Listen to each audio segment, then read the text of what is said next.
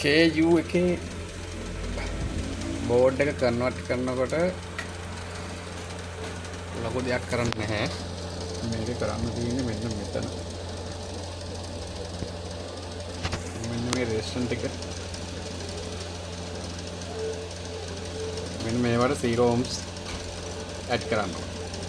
මේක ඔක්කොම. හරි ඊට පස්සේ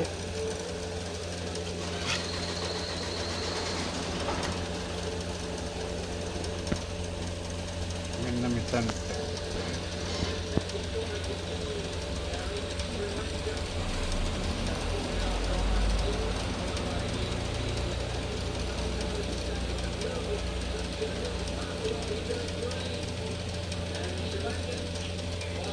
මෙන්න මෙතනට 0 ohms එකක් ඇඩ් කරන්න.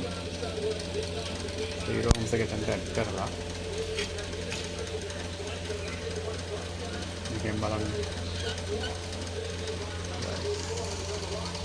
ඔන්න ඔතනට 0 ohms එක ඇඩ් කරන්න තියෙන්නේ. ඔන්න බෝඩ් එක. ඊට පස්සේ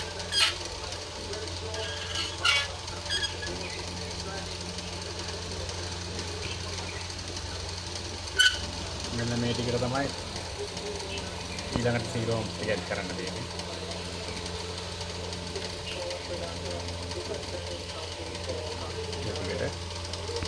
ඊළඟට